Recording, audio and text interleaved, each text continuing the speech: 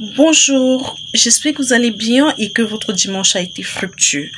Aujourd'hui, nous abordons un nouveau thème, la gestion des finances. Et je vais m'attarder sur la gestion des finances personnelles. Autrefois, j'étais quelque part et on a posé la question de savoir qu'est-ce que l'argent. Il n'y a personne qui n'a jamais entendu parler de ce thème. Il n'y a personne qui n'a pas son idée et sa propre définition de ce thème. Et il n'y a personne qui ignore totalement ce thème. Alors aujourd'hui, nous parlons d'argent et je voudrais parler de la gestion des finances personnelles avec vous. Je voudrais interpeller toutes les personnes parce que chacun à son niveau gère de l'argent. Déjà à partir du moment où on a l'âge de la raison et qu'on peut raisonner mineur, majeur, on gère de l'argent. Mais je voudrais m'attarder et interpeller plus des personnes actives qui génèrent de l'argent, qui travaillent leur propre argent et qui ne savent pas ou alors qui parfois nous ne savons pas le gérer et que nous pouvons nous trouver à des situations où nous posons des questions où ça donne à se questionner de savoir est-ce que nous travaillons ou alors est-ce que c'est même nous-mêmes qui cherchons cet argent. Nous cherchons de l'argent que nous ne voyons pas. Pourquoi? La réponse est très simple. Je ne ferai pas de liaison avec les thèmes précédemment abordés et disponibles sur la chaîne car ceci est un nouveau chapitre, un nouveau thème que je voudrais aborder. Donc, je ne me permettrai pas de faire des liaisons avec les thèmes précédemment abordés. La gestion des finances personnelles. Nous, vous et moi qui travaillons et qui générons un minimum de revenus, à un certain moment de la vie, on peut se trouver face à des situations qui laissent à désirer, comme on peut le dire, parce que nous sommes incapables de gérer de façon succincte certaines situations urgentes. Pourquoi? Parce que nous gérons mal ce que nous gagnons. Nous vivons pour la majorité d'entre nous au-dessus de nos moyens. Je ne veux pas me permettre d'indexer quelqu'un ou de me positionner comme une experte en gestion financière, loin de là. Mais je veux m'attarder sur le minimum de connaissances que j'ai sur l'expérience observée acquise et pour essayer d'attirer notre attention. Alors, s'il y a quelque chose qui sépare beaucoup de gens, beaucoup de personnes dans le monde entier, c'est cette affaire d'argent.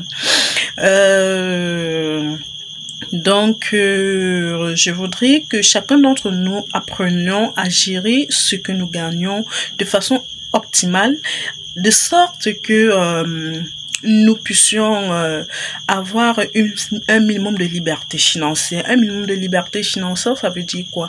Ne pas trop se sentir dans le besoin ne pas trop se sentir dépendant de l'argent, mais utiliser l'argent pour ce qu'il est prédestiné. Bon, je sais pas quelle définition vous donnez à l'argent, mais pour moi, l'argent, c'est tout simplement un moyen d'échange.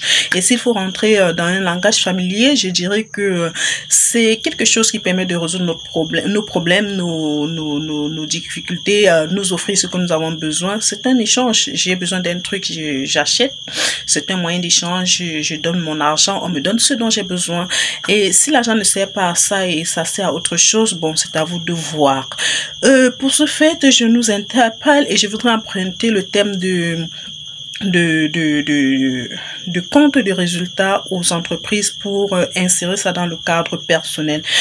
Généralement en fin d'année et en début d'année, chaque fois nous entendons parler de l'État a voté le budget annuel de telle année. En fait, c'est pour simplement dire que l'État a prédéfini une certaine somme qui permettra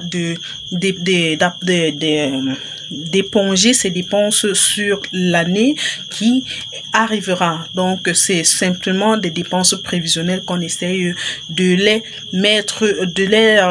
arrêter sur une période précise. C'est tout simplement ce que ça veut dire le budget. Et alors, comme je disais tantôt, j'emprunte à la comptabilité le thème de compte de résultats pour pouvoir nous permettre de nous en servir de façon assez personnelle pour la gestion de nos finances. Alors, le compte de résultats en comptabilité, c'est tout simplement un état qui permet à l'entreprise de savoir si elle se porte bien ou mal en déterminant le résultat de l'entreprise. Tout simplement en faisant ses charges moins ses produits et on a un résultat. S'il est négatif, on sait déjà que l'entreprise se porte mal. S'il est positif, on sait que l'entreprise se porte bien. Mais à quel pourcentage? Il faut encore évaluer le risque pour savoir si l'entreprise est totalement en bonne santé, si on a assez de liquidité et si on peut se permettre certains engagements ou certaines autres dépenses ou certains autres risques. Alors, en tant que personne physique, comme nous l'avons vu dans la différenciation entre personnes physiques, personnes morales, avec la déclaration des revenus des personnes physiques il y a quelques semaines en arrière. Là, en tant que personne physique, vous pouvez employer le terme charge produit comme entrée, sortie ou recette, dépense. C'est à vous de voir. Alors, pour ce fait, vous allez prédéfinir ou alors déterminer l'ensemble de vos produits. Vos produits, c'est ce que vous recevez, c'est ce que vous gagnez. Ce sont vos entrées, vos recettes. C'est quoi? Pour certains, c'est leur salaire. Pour certains, c'est la somme des rémunérations qu'ils ont du fait de leurs emplois ou alors de leurs activités qu'ils exercent quotidiennement ou qu'ils exercent sur le temps et qui les permettent d'avoir ces produits-là. Pour d'autres, c'est le résultat de leur entreprise. Pour des personnes qui travaillent à titre personnel mais qui ne sont pas encore des entreprises assez formelles, parce que je suis dans un cadre très individuel. Parce que dans le déroulé, je pourrais mettre l'accent sur la différenciation entre les gains d'une entreprise et les gains d'une personne physique, d'une personne X qui n'est pas une entreprise. Donc, c'est l'ensemble de nos gains qui constituent nos produits, nos recettes. Là, vous avez des recettes.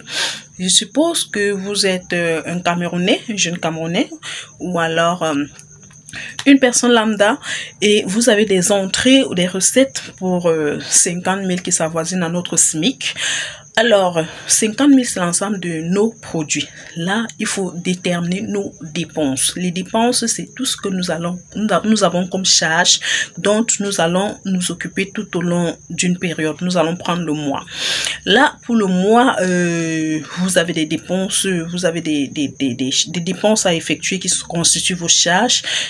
Pour une personne lambda, ça peut être les charges de loyer, ça peut être des charges de transport, de ration, ça peut être des télécommunications, donc téléphone, internet, ça peut être des charges de maladie, ça peut être toute autre charge que vous définirez en fonction de votre famille, parce que là je parle d'un budget familial, je suis pas dans un cadre d'entreprise, un budget familial, toutes les autres charges, et vous allez mettre les imprévus et même les dépannages des petits, des grands et des assistants doivent être prévisionnés. Donc, de ce fait, vous définissez toutes vos charges par catégorie en fonction de vous, en fonction de ce que vous gagnez, en fonction de votre environnement, en fonction de où vous savez que votre argent part. Même l'argent pour ceux qui boivent la bière, moi je n'en bois pas, je prends pas d'alcool. Pour ceux qui boivent la bière ou bien le jus ou le yaourt comme moi, vous allez prévisionner ça. Si ça n'entre pas déjà dans vos recettes, vous allez mettre cette ligne-là dans vos charges ou dans vos dépenses à effectuer. Si vous calculez tout ça, ce sont des prévisions et vous voyez que ça dépasse vos produits, commencez à diminuer. Commencez à diminuer. Parce que généralement, j'entends certaines personnes